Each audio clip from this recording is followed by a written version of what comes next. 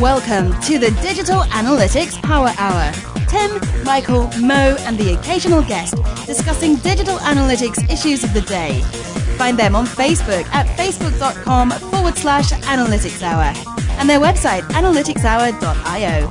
And now, the Digital Analytics Power Hour. Hi everyone, welcome to the Digital Analytics Power Hour. This is episode 139. You know, we don't often go behind the curtain here at the Digital Analytics Power Hour, but every couple of weeks I run a small workshop, if you will, of ideas, and we record it and you end up listening to it. And as a facilitator, my job is to make sure that everyone is heard and we get input across the board and are sharing the best ideas and facts out to you, the audience. And sure, it's not easy work. I mean, you've got that one person who chimes in on every single thing. Oh, hey, Tim, how's it going? Wait, what? Huh? Sorry, I was checking my email. Have we started this workshop yet? Sorry. Oh. And then there's also that person who's just trying to use the whole session for their own benefit. Oh, hey, Mo, how you going? What? I can't believe it. There's people with agendas. Everyone just doesn't come like ready to share and listen and learn. Anyways, listen, but recently Tim and Mo have felt that I could be doing a better job in my duties as well. So the whole point of this show is about how I could do a better job as a moderator of a workshop. Okay, no, but seriously, one thing all of us as analysts run into often enough is the need to facilitate a workshop, whether they be more of a didactic lunch and learn to a more collaborative planning session. So we decided to bring in an expert who could give us all some coaching on how to think about preparing for and running a great workshop. Jody Weir is the head of agility at The Iconic. Prior to that role, she led agile transformation at a few large financial service companies. She is an enterprise leadership and team coach based in Sydney, but is originally from the US. Before moving to Sydney, she worked in Silicon Valley for 12 years at two startups and Intuit, a large tech company. She's been helping teams to collaborate and run interactive work sessions for her whole career. And today she is our coach and guest. Welcome to the workshop/show, Jody. Thank you, Michael. It's exciting to be here. Well, we're delighted to have you. And I promise not to be too defensive. Well, too late, buddy, but I'm used to this, so we can work through it. There you go. Okay, you'll be gentle. I love it. All right. So maybe a great way to start, Jody, is just maybe to talk a little bit about, there's a lot of different kinds of workshops. Maybe we could start with just describing some of the different kinds that are there, and then we see where the conversation takes us from there. Sure. Well, to me, a workshop is when you're getting people together with diverse experiences and opinions, and you need all that in order to achieve a certain objective. So there's a reason why you want people to collaborate and to collaborate effectively. So that could be, you're trying to reach a decision on something and there's multiple point of views. It could be that you're brainstorming some potential solutions for how you move forward. My favorite is a retrospective. So where you're reflecting on what you've learned from activity that you've done and how you might do things differently going forward. There could also be, from an analytics perspective, looking at certain data and deriving insights. So getting multiple people's perspective on that data and building on each other's insights to discover something that hopefully you wouldn't have discovered if you were just analyzing it in isolation. Yeah, there are so many different types of ways that you can collaborate or I guess run a workshop or a session. And I love preparing. It's probably not my greatest strength. But Jody, I imagine when you're doing, say, a brainstorming session versus a retro versus trying to get alignment on KPIs or agreement for a decision, all of those different types of workshops would require very different preparation. Yes, that's true. But the theme there is they all require preparation. So I've been doing this a long time and I've done a lot of these types of sessions and I still prepare a lot. And I think the preparation pays off. It doesn't always go as planned. In fact, it never does, but you'll have a much better session if you do. And I put in anywhere from 2 to 3 times more preparation than the actual work session. So if it's a 1 hour work session, I'll prepare probably 1 to 2 hours. Yeah, wow. I mean, at this point, you've done this so many times. Are you typically kind of pulling from a menu of techniques that you're going to use and preparation that you're going to do, or maybe, I don't know if this is a fair question, going way back to kind of the first time where you thought or someone asked you to, hey, we should do this as a workshop instead of just a meeting? Like, was it kind of a hard break, or was it that like a meeting sort of morphed into a workshop, or was it, no, this is something where we actually need to actively collaborate. Let's think of this as a workshop as opposed to a group meeting. Yeah, it's hard to know where it all started, but I think you could have workshop-y type activities within a meeting. I think anytime you pose something as a workshop as opposed to a meeting, people are going to get a little bit more excited.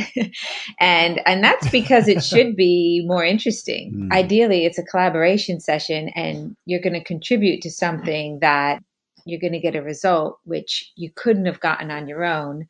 And, you're creating together. So that's exciting. So how I usually start is if it's me that wants to run the workshop, or sometimes I'll be facilitating and someone else is kind of sponsoring the workshop, I start by understanding, what are we trying to get out of this? What's the objective? Why are we getting all these people together? And then if this is a success, what does the outcome look like? And then working back from there. Okay, to get that outcome, what might we do? And there's it's never one solution. Like, you can get to that outcome a few different ways usually. And so then I would have a planning session with that person, as well as potentially, depending on the work session, if it's a smaller group, it might be just that person. If it's a larger group, it might be a sample of people that are going to be there, to sort of run some ideas of how we're going to get to that outcome, things we could do, what might work with this group, that kind of thing. I mean, it's interesting because on the one hand, running a good meeting, you should be starting with an objective, and you should be starting with, and it's only as we're talking about this now, I mean, the handful of times that I have participated, and sometimes that is helping to plan, occasionally it's facilitating, but that's kind of loose. But I like the idea that as soon as you frame it as a workshop, all of a sudden people are like showing up at the meeting instead of with their laptop open, but with like their sleeves rolled up. They're like, okay, I'm expecting that you're going to tell me to do something. It is by definition, a workshop is participatory, I guess. It just feels like instead of a meeting that has an agenda, we're going to talk about X and Y and Z, and then we're going to hopefully get to this outcome. A workshop is, it may be a very similarly defined outcome, but the mindset going into it is, but we're going to do X, and then we're going to do Y, and then with Y, we're going to do Z, and that's going to lead us to it. Is that a fair way to distinguish? Absolutely, 100%. And then the planning also is, when people walk into that room, are they getting the sense that this is going to be interactive? They want to hear from me. So if you have, for example, stickies and Sharpies on the tables, and the tables are all in breakout group, kind of small groups, it's, and there's flip charts on the wall, you're getting a sense of what's going to happen in this session, as opposed to it's a boardroom style table setting and, a slide is on the projector kind of thing. Mm-hmm. Okay, so I have to confess at this point, I have been in many a workshop that Jody has run, and it's one of the reasons that she's on the show today, because I've never seen someone who's so good at running sessions and being a facilitator. But I guess what I'm trying to understand is... Can you give us like what one of like the shining like examples? I mean, is there one that maybe ties to analytics, or is there an example you can share that is for instance, this workshop? Sorry, I hate to cut you off. Oh, no, that's okay. We had a workshop over a tooling decision, and the reason it was probably the most difficult is because everybody was very not aligned. And so bringing people together, I guess, to reach a way forward when the starting point is that people strongly disagree. And that's why I think Jody is like one of the best facilitators I've ever seen, because she did find a way to bring the people together and move forward. But so one of the things that I've noticed in being all these workshops with Jody is that it's not like she has a cookie cutter approach. It's like the exercises are different and the things we brainstorm. And I'm curious, Jody, like, how do you make the decision of what activities to do? Like, how does that happen? Like, do you just have this arsenal of knowledge of like, I know if we're trying to do this, that I should use this exercise or this icebreaker? Okay, so let's assume that we want everybody in the session to contribute equally, because that usually results in the best outcomes. So one of the things I will always do is start off with some sort of an icebreaker. And I try to make the icebreaker, well, it depends on the group, like suit the situation. So, if it's a sort of serious group, it's not going to be a super quirky icebreaker because that doesn't fit. And sometimes the icebreaker will actually align to what we're trying to do. So it could be like, if it's a retro, like what's one word that you think describes the last sprint, for example. And what the icebreaker does is it sets the tone, which is, I want to hear from all of you equally. And the sooner you get people talking, the more likely they are to continue talking. So that's one thing. Can I ask, are there like websites or resources that are like, these are potential icebreakers? Like if somebody was saying, I want to try this, how much is, and again, this is where it's like, it may be tough for you because you've been doing it. You've done it so many times. You've got like which of these 75 makes the most sense? But it's like, are there resources like, here are, potential icebreakers, and you would say, yeah, just consider, is it appropriate to the group or I don't know. That may be an unfair question to ask. Email you and ask. Yeah, well, Google is your friend as always. With icebreakers, what you want to think about is how much time you want to spend, because if it's a big group and you want everyone to talk, that could take a long time. So then I try to use like things that are going to be quick, like one word or 3 words, like, 3 words that are going to describe your upcoming weekend. And even if there's 20 people, that still goes fast, kind of thing. But you learn a little bit about the people. So that's the thing. It's like, if people don't know each other, then I might make the icebreaker something where they can get to know each other a little bit better. If I want them to get out of their comfort zone, like another icebreaker I like to use is pair up with someone that potentially you don't know that well in the session. On a sticky, you each draw a portrait of that other person and write their name, and then give it back to them. And then as people are introducing themselves, for example, on a flip chart, let's say you have a bunch of different teams or departments or areas represented, you'll put that on a flip chart, and then they can put their name under which area they're representing. And so then it's kind of creative, but then you also can take a picture of that, and that's your attendance sheet. And so if anyone wants to know who was at that workshop, it's right there for you. So that's the other kind of pro tip, is that you want to make it easy to capture what happened at the workshop as well. And I will just take that and put it into Confluence or whatever. I won't like retype it or anything. It's like, if you want to know who was there, just look at that. Yeah, nice. So yeah, so tastycupcakes.org. I think it is, or maybe it's .com. They have a bunch of games and things you can play. They're not all icebreakers in the sense that they're not all short. .org. But yeah, and then there's just the questions, like random questions, what don't you mind getting up early for? What's your go-to chocolate? It can be something super easy just to get people started. Mm-hmm. So I know we're probably going to touch on this quite a bit.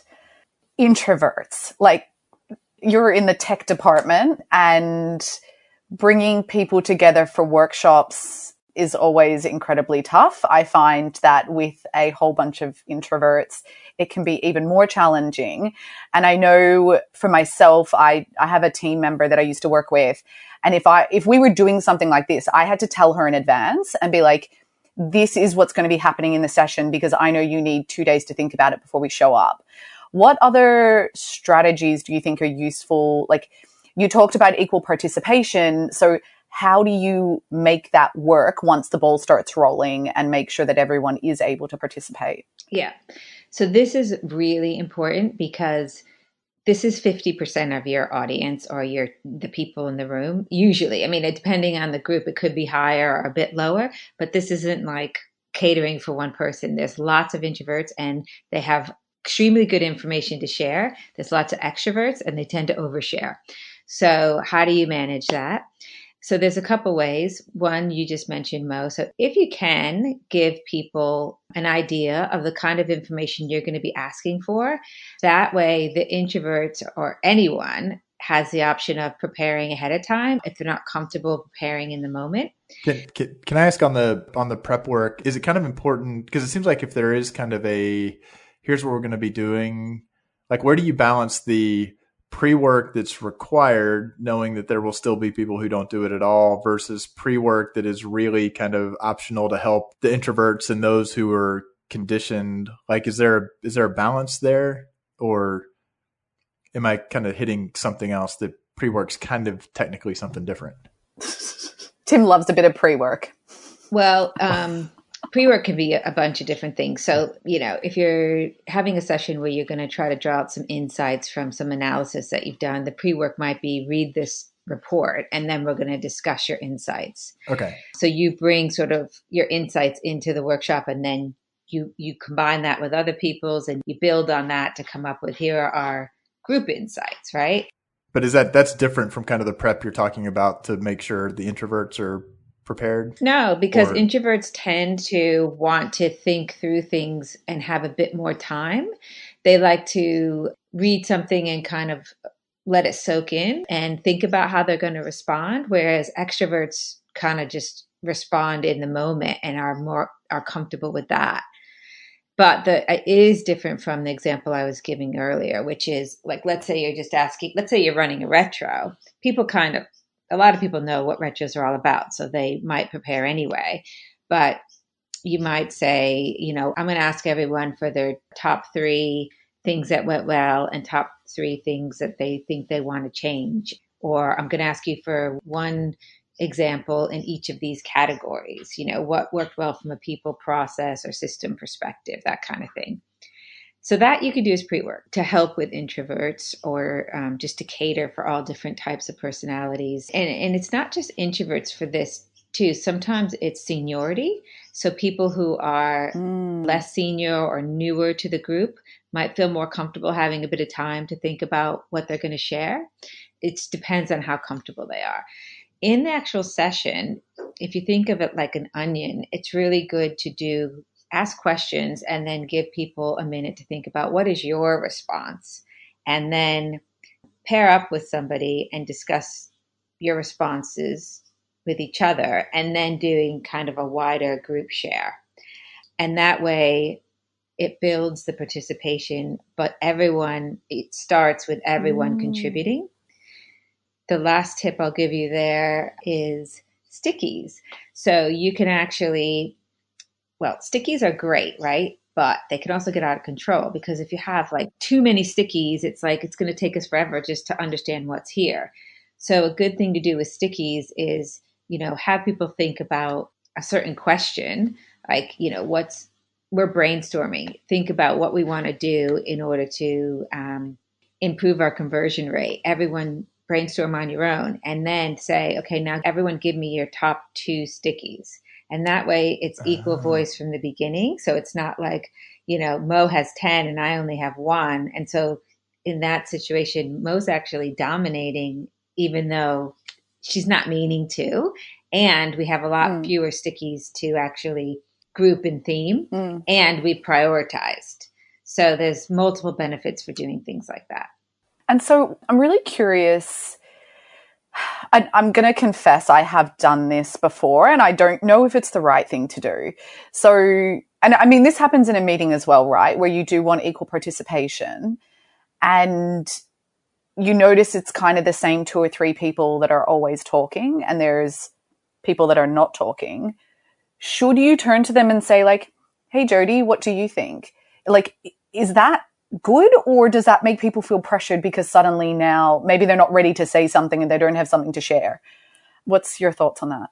So I think it can make people feel pressured, but the intent behind it is good, right? Because you're wanting equal participation, equal talk time, equal voice, which, the Google Project Aristotle and all the stuff on psychological safety that Amy Edmondson has done from Harvard says that high performance in teams comes from equal talk time, equal voice.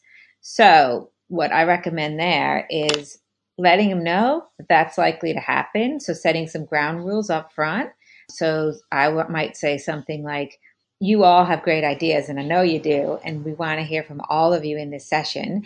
So if you have been talking a lot, I might just ask you to pause so that other people have a chance. If you know that you're kind of a person that tends to speak a lot, maybe hold back a bit, give other people a chance. And if you're more senior, maybe consider speaking last. I might say that in the session, if there's somebody I know who dominates, and that can usually be the most senior person, I might take them aside before the session and say, if you want this outcome, which is getting information and ideas from everyone, the best way to do that is for you to hold back and maybe even tell them, I'm here to listen and hear your ideas. I'm not here to force mine on you, so that they're not waiting for you to speak either. So it depends on the dynamics, but you usually kind of know, or in your prep, you're going to get some feelers for what you're going to be dealing with in the session so that you can accommodate for that. And I've found, like, on the flip side of that, when you're trying to identify people who don't talk as much and you want to pull them out, I've learned, try to be careful how you ask them. Because there's been times where people didn't want to share and I kind of didn't give them an option.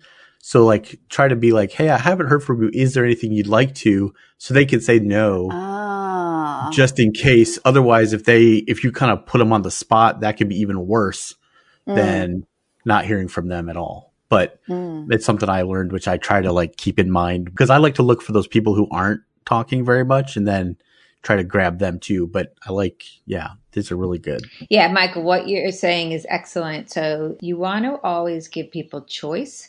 So how you phrase things. And also, you might say, Tim, I always love your insights. I haven't heard from you that much. Would you be willing to share what's going on in your head right now? If there's something there, and then it's like, then Tim could say, yes, here it is. Or, I'm actually good. I've heard everyone saying what I'm thinking, so it's not like making them feel like you have to say something here.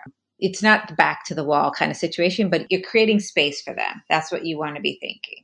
Yeah. I've also noticed in groups where there are people who maybe aren't all from the same language initially. So, like, people with the second language, they sometimes need a little more time to be able to contribute as well. And so you want to try to, like, also remember that. So sometimes, especially like developers or analytics communities, you may have a group of English speakers, but you may have a group of folks or people in the room who have English as a second language. And just remember that they're overcoming a first cognitive hurdle and then a second one just to be participating. So that's been one that I've been able to pick up on a little bit over the years too. Yeah, Michael, that's an excellent point. And in general, as humans, we're more comfortable speaking up in smaller groups. So if your session is big, then this is where getting people to pair up or maybe form groups of 3 or 4.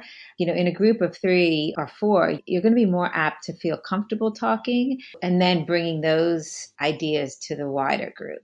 So that's another way to accommodate for that.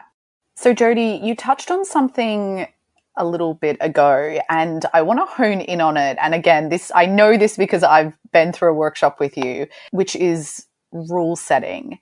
And I've seen you do this with great effect. Well, get the group to agree on a set of rules with great effect. Can you talk to us a little bit about why is that important and how does a facilitator help guide the group towards setting some rules and expectations at the start?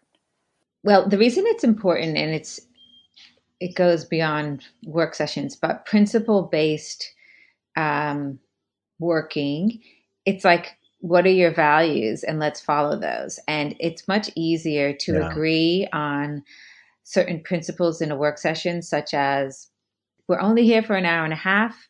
If there's a site outage or if there's a family emergency so that you need to have your devices accessible or with you, understandable. But otherwise, if you'd be willing to put them aside, I think that would be great. And, you could make it a bit fun, like we want to do a little technology detox, all that kind of stuff. So it's easier to agree that. And then when someone is checking their phone or that kind of thing, you can kind of be like, I thought we agreed, so it's something that they already agreed to do. And it really depends on the group. Like I went to a work session the other day and they actually walked around with a box and collected everyone's phones. And I was like, oh, wow, okay. And they're like, yeah, we've already learned that if we have them, we're using them and we just need to just get them out of our hands. And so they already kind of were self-regulating in that way. That's awesome. But I guess depending on the length, and I've done kind of like the more recent ones that I've been part of have been like more like half day workshops or, multi-hour. And we've done we promise you there will be breaks. And at these breaks, we are totally cool with you, pulling it out and checking your phone. Like we know that asking you to step away for 3 hours, your manager may be emailing you, you may be in trouble or whatever, or you just want to, check something else. But we will take a break. And at the break, you are welcome to kind of check your electronics, get your screen time in then. Yeah. And that seems to have worked. Yeah, exactly. And then the other potential trap is sometimes technology is necessary because you have remote participants. So you might be using like a real-time Miro board or, everyone might be on Zoom. When that is the case, it's easy to be like, oh, I'm here and there's my Slack there and this person's going on and on. I might just check my Slack, So you've got to be conscious that people could get distracted. So sometimes it's best to just go non-tech if you can, but then technology can obviously help in other ways. So it's a balancing act and it just depends on the situation. And so, Jody, what are some other examples of rules that you've seen teams set in some of these sessions other than technology? No idea is a bad idea. We're here to learn. We want to hear from everybody. And usually I try to get them to set them. It depends on timing. Once again, like if you're just trying to save time, you might ahead of time say, here are the rules. But it's much better if they set them because then it's their rules. Yeah. And then usually I'll have a list of here's what I'm hoping they're going to come up with. And if they miss something critical, I'll say, no one's mentioned this. Did we want to say anything about this? Yeah. Jody, I really loved, and I'm pretty sure you were the instigator of us getting to this particular rule, along with the no ideas a bad idea. I'm pretty sure you were the yes, but. So if someone throws out an idea and you don't agree with it, rather than saying, I don't agree with it, you respond with yes, but. So like, how do you add on to the idea versus shoot down someone else's idea? And I remember that was like one of my aha moments thinking, I really liked that as a rule because I think it stops people from kind of criticizing each other or making someone feel silly. I don't agree with that, Mo. I don't think that's a good idea at all. Yes, but actually, it's yes and. Yes and. Yes and. Uh-oh. Damn it! It really stuck with her butt. No. I was like, but seems like such a negative word. Yes and. I was like, this doesn't sound right to me. I don't know what is going on. Oh my goodness. You've been doing it wrong ever since. Well, now I'm never going to forget it, am I? So yes, but. Yes. Well, now you know what's wrong with our podcast. The one I thought you were going to bring up, Mo, which you reminded me of, is sometimes you're getting people together because there's an issue and you need them to agree and move forward together. And so a rule that's good in that situation is, this is the place to say what you want to say. If you don't bring it up here, it's not cool to bring it up anywhere else. So we're not having sidebar conversations outside of this meeting. And this is where we're talking about it. This is where we're agreeing. You can, what is the Amazon one? You disagree, Disagree and commit. And commit. Yeah, exactly. So it's trying to put a stop to all of the side conversations and the smaller group conversations. It's like, no, we're coming together as one team and we're moving forward together as one team. I think that's a great rule. It's funny, my current kind of workshop maven in the last like couple of years is actually, funnily enough, it's been Val Kroll, who was 2 episodes ago on our International Women's Day episode. But we've been working on a few different clients, but one of them, it's interesting because there's the workshopping because people are disagreeing, and we wound up using it being an outside consultancy where everybody thinks they're agreeing, but when you really try to pin them down, you realize there's not a whole lot of definition. And like with this one client, one was just around races around a campaign, like which groups were actually responsible for what. And it was like trying to nail a jellyfish to a wall. To try to get that pinned down. And the same thing was one where they said, well, we have different types of campaigns. We're like, great, what are the types of campaigns? And literally we could not get it nailed down. And we went around and around for a few months before we realized, like, wait a minute, they don't really have this defined. And that wound up being, because it wasn't people disagreeing. It's just like everybody was kind of thinking of it in the way from their kind of narrow view. And by the time everybody arrived, it was, we all agreed that we probably should have a common language for this.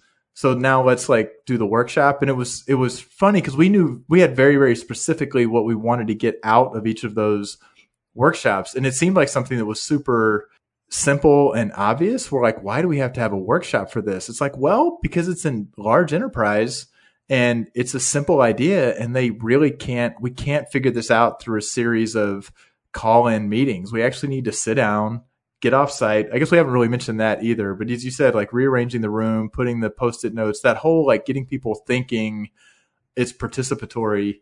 I assume kind of going off site is kind of another way to like shake it up. If you're in conference room 100B, which you have 6 meetings in a week, that feels the same. Whereas if you can say, oh, we have the other office, or we have a space that we can rent out, it's just like mind blowing. Like everybody walked out of those so happy that we'd had it, even though we were trying to answer a fairly narrow question. Yeah, that sounds like a really successful outcome. And you're right, going off site can be really good just to get a bit more headspace. And really, it also immediately when you go off site, it's saying this is important and we're willing to invest our time, our money, our energy in this. Mm-hmm. The other thing about offsites is they tend to be longer, so like half day or a day. And that can be really good too, because if you do it in the office, you tend to just do it in your normal meeting increments, so like an hour. So you might have something that's going to take you 4 hours to get through. And if you do it in the office, you do it for 1 hour over 4 weeks. So it's taking you a month to get to the end. Whereas if you just go off site for half a day, it's done and dusted. And that's assuming you don't need time in between. But if you're finding that if we're doing nothing in between other than other stuff, and this is really important, why not just focus on it for a whole half day and get it done? Yeah, wow. Which seems like too, if you're doing it 4 sessions over 4 weeks, people are like, well, I can't make it to that one. So they're kind of drifting in and out, where if you say, look, it's a half day and things come up, but it's going to be, you're there, you're not. Yeah. And as long as there's enough advance and there's the time to have some advance notice, then it is. People take it like, they're like, I'm really going to miss something. I'm not going to miss what they think of as 1/4 of it. They're going to, it's binary. That's so true. My voice is going to be heard or not. Yeah. Mm-hmm. Okay, so I am not the best timekeeper in the world, but I feel like in these sessions, timing actually is pretty important. How do you, Jody, manage how long an activity should go for? Like, how much do you stick to timing if the content's good? Can you give some advice on that? Yes. So timing is very important, because if you don't pay attention to it, you're just rolling the dice. Like, you could easily run out of time. So when I plan a session, I will think about high level, what are we going to do, about how much time is this going to take? So like, I'll always plan the first 5 minutes, gather. Like, you're not getting anything done other than people getting in the room as efficient as you want to be. Yeah. And then, I'll set some high level timelines for things. It depends on, sometimes I'll do an actual detailed run sheet where it's like, the start and stop time for this is whatever time. So I really make sure that we're on time. However, there's the other extreme to that where I'm quite loose with the time, depending on how things are going. Like, this is a really good conversation. I'm going to let this run. And I know then that I'm going to have to shave some time off of something else if I want to get to the outcome we're trying to get by the end. I always, most often, always, that a word, most always, try to delegate timekeeping. So I'll have a run sheet with time, and if I'm the facilitator, there'll be someone else in the room that I'll say, can you be my timekeeper? And sometimes it's very obvious to people what the timings are. Other times I don't like to make it so obvious because I want to have the flexibility to change it. And I don't want them to worry, oh, we went 5 minutes over. Now what are we going to do? Because I can take care of that. The other thing, if they're doing something for a certain amount of time, and Mo knows this because everyone who knows me knows this, but I will have a timer going that they can see. So if they have 3 minutes to brainstorm on their own, I'll have a 3-minute countdown timer in the room that they're looking at, that, they know how much time they have left. Oh, wow. And I'll give them Jody is holding up her big timer right now. It's like one of those ones you see when you're presenting. Yeah, that's awesome. She has 2 minutes and 47 seconds to finish this response. I'll give them a bit of warning. Right. And then, having a bell or something when it's time, those kinds of things can make it fun too.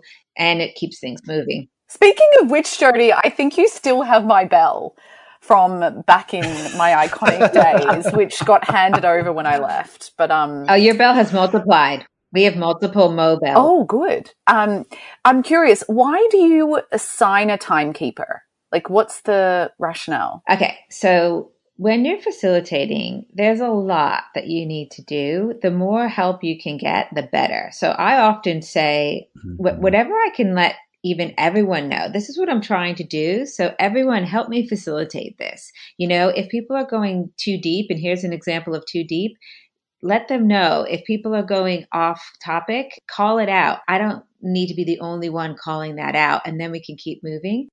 So things like note taking, so like taking action items, scribing, being the timekeeper, all those kinds of things are great things to delegate so that you as facilitator don't have to focus on multiple things. Yeah.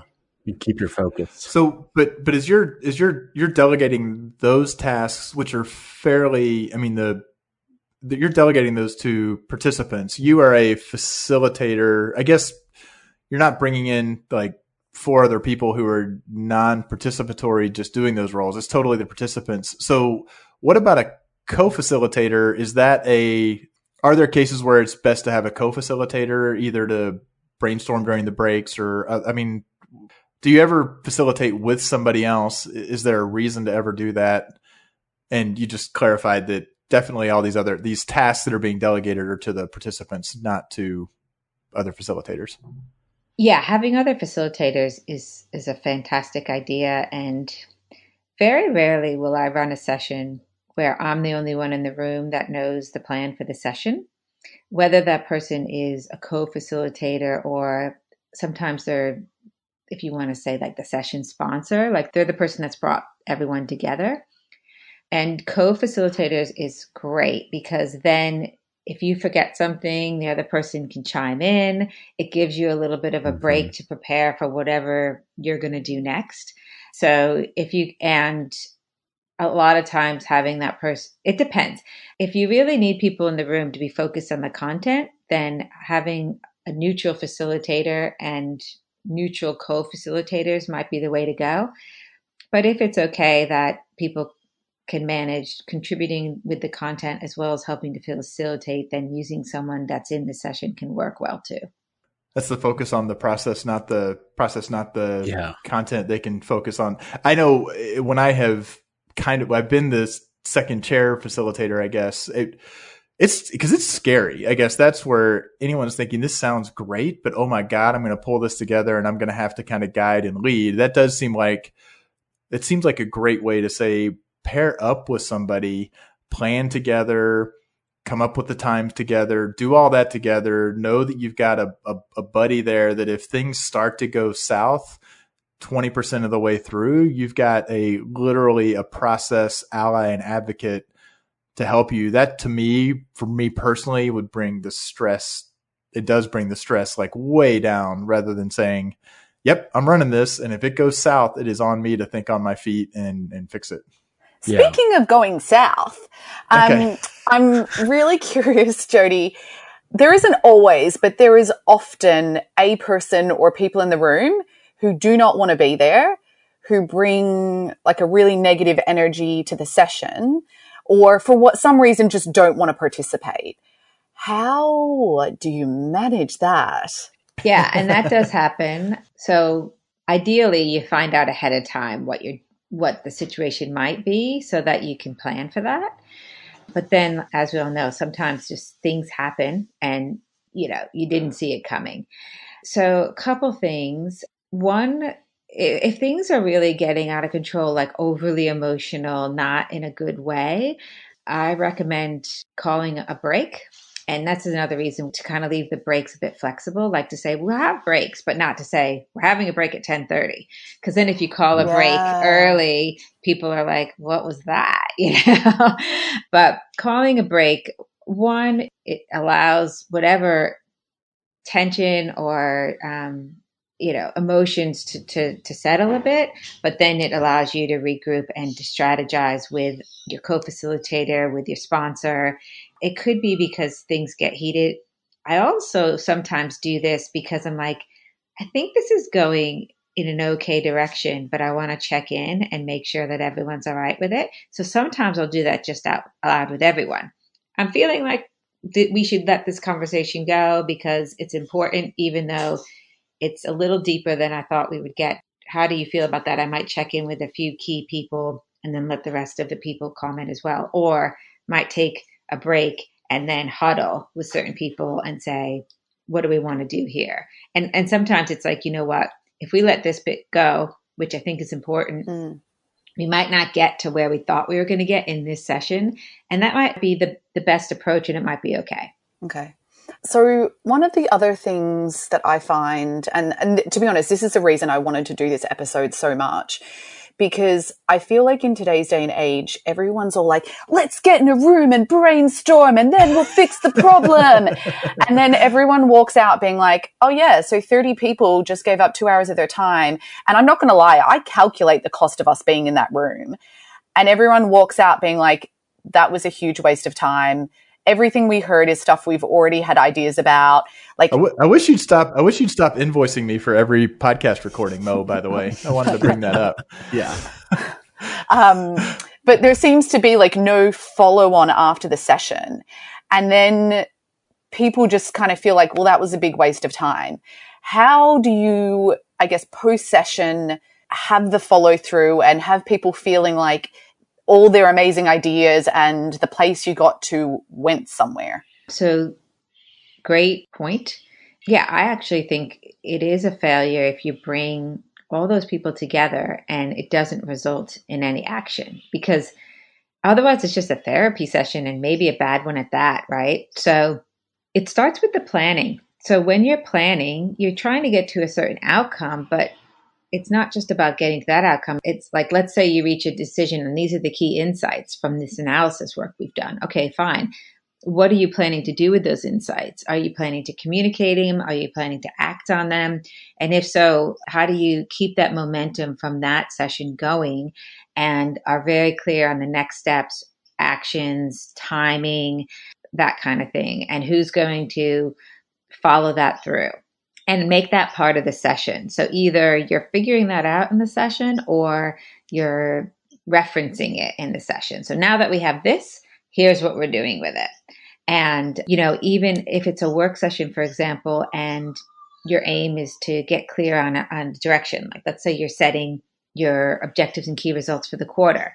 Okay, well, we're going to set them in this session. So then let's plan on having an all hands with the team 2 days later. That's already booked, and that's where we're going to present them to the team. And so it's the momentum is there to keep it going. So, Jody, lots of people listening who work in data and analytics, like we kind of started from, do end up for various reasons running lots of these sessions. And I know you and I have talked about it before. Sometimes sessions do go badly. And I think as a facilitator, it's incredibly tough on yourself. Like, you take personal responsibility or like blame almost yourself for if things don't go well. And I remember chatting to you about this, and you have like this really pragmatic way of thinking about it. Do you have any advice for people that are attempting to craft and learn this skill? Because they're not all going to go great. I guess, what would you say to those people that are giving this a crack, but maybe they haven't gone as well as they wanted? Like, how would they bounce back?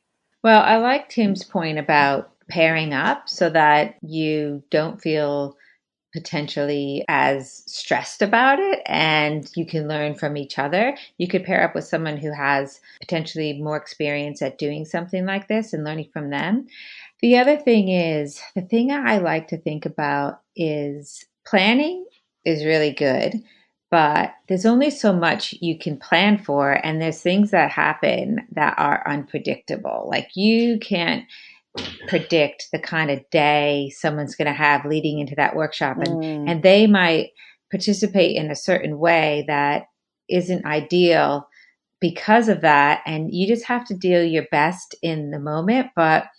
And sometimes things don't go great, but it's like learning from that and reflecting on it and changing things next time. It could be like, if it's really extreme, you could say, I want to do a retro with all of us on this because this wasn't ideal. We need to figure out how to work together better going forward, and we all need to contribute to that. So it's not always on the facilitator. Like, we're all adults, we all need to own the energy we bring into the room.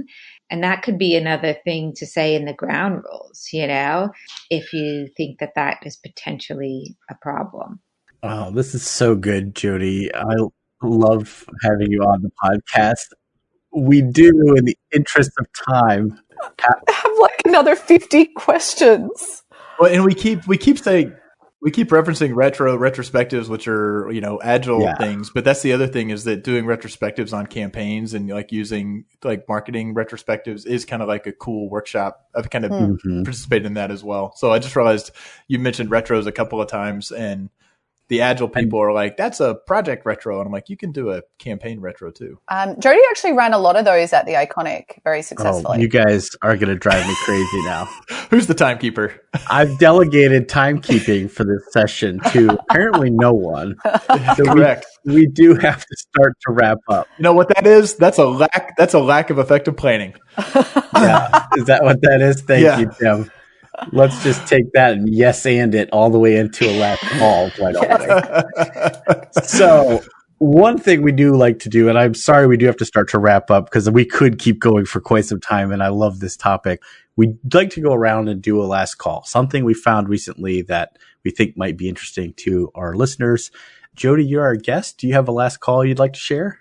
I do. So my new favorite book is called Brave New Work by Erin Dignam.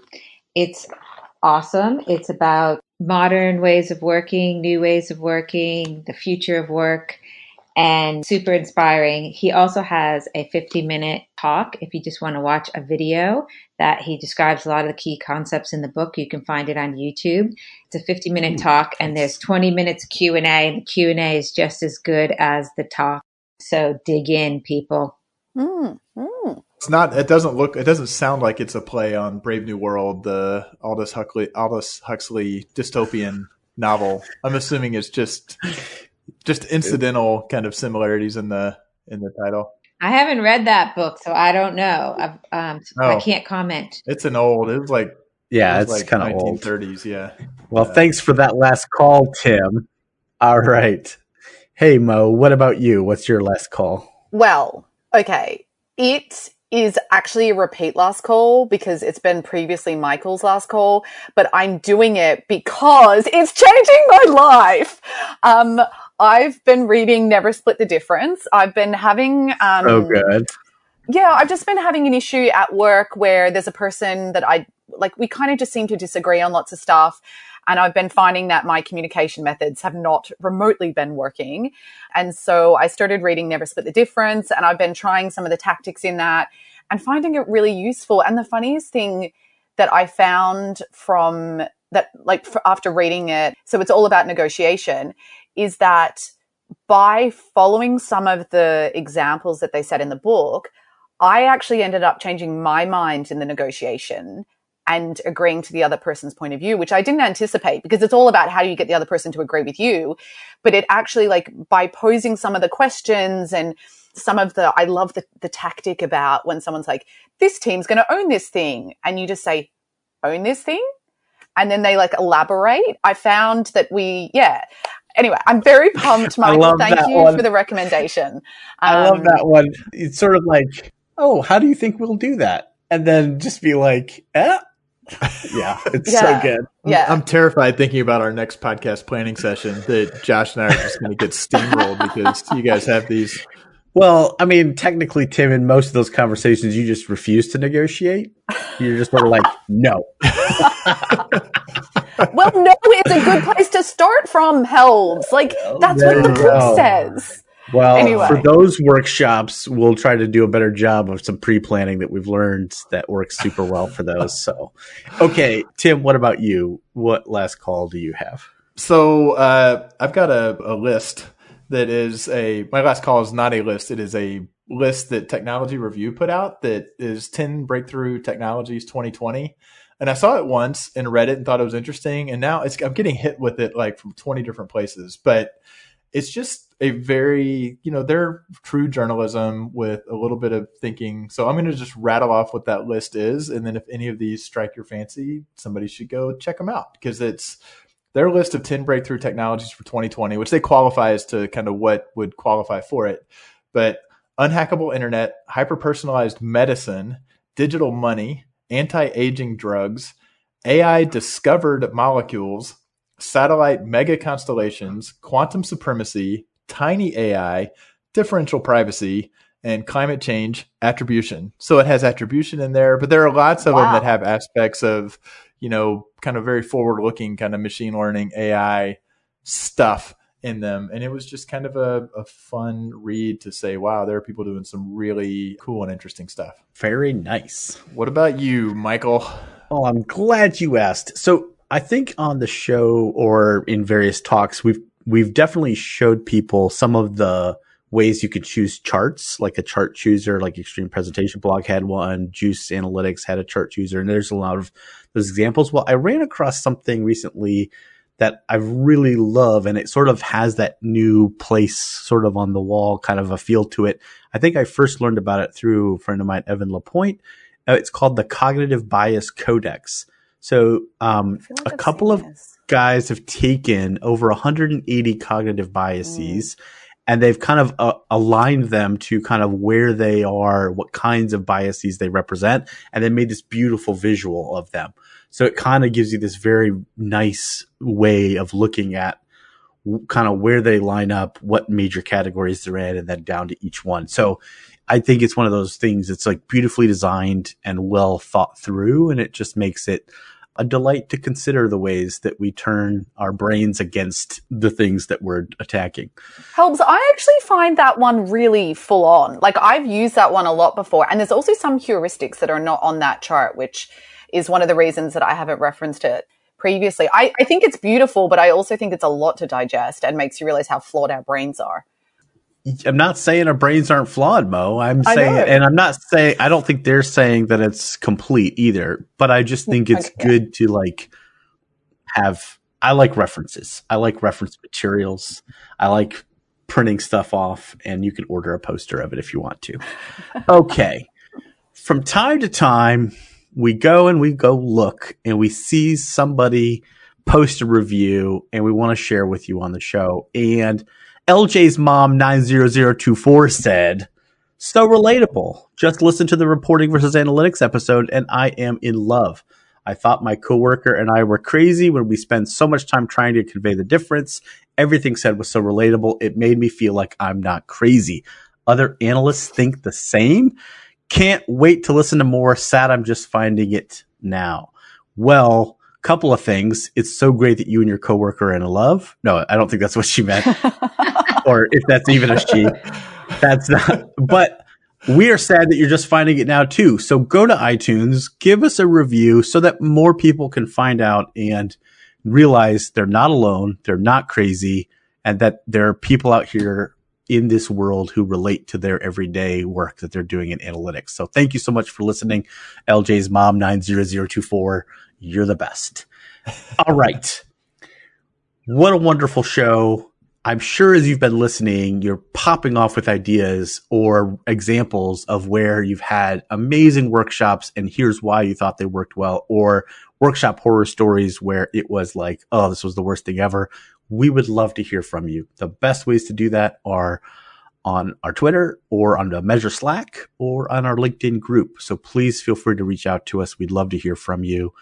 And as always, our show itself would not be possible with what is probably a emerging wunderkind in the workshop leadership category, which is our producer, Josh Crowhurst.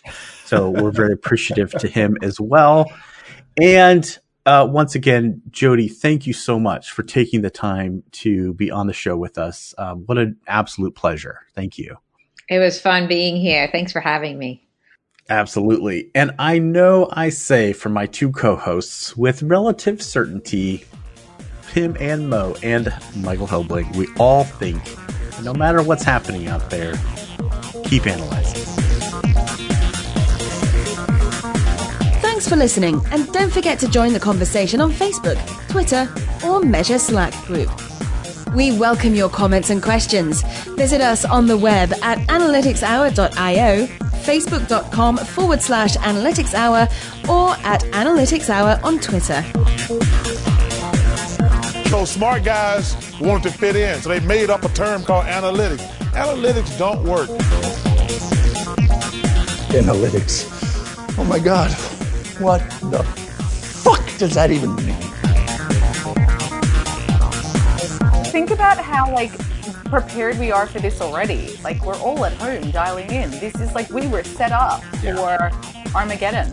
Oh, yeah. That's the whole reason I started my company, was so I could be at home when this happened. No, I'm just kidding. Into the world, but the podcast will go on. That's right. Every 2 weeks, we will get you a podcast episode about analytics. Well, Jody grayed out for a minute. Are you still there, Jody? Yeah, I'm here. Tim, it was you. Like, you froze for everyone. Okay. Don't put this one on me, Tim. This one's on you. The first rule of facilitation, it's not important at this point to assign blame. Oh, okay. So Sorry. make sure that there you go. We also never prep the guest that there's something that's going to come up. That's another whole. I like the surprise of you randomly singing. I think it works. I'm the asshole on the audio when we start up, and then I'm just like doing this weird yelling at the mic at the end. So like all of our guests are like, "That's a weird dude." There's a kind of beautiful symmetry to it, Tim. Well, it's just going to be your track. Oh, I'm not okay. even going to share. Hi, everyone. Welcome. This is funny. Mo, just stop for a second. I'm trying to do the replacement. I was like, guys, stop punching me! But now we have, That's what I'll take. and I guess we'll be sharing that. Well, not really, because my microphone I was wildly throwing around the room. I'm not ready. I was like, why do you need to be ready for this? I don't know. Rock flag and sticky notes. Sticky notes.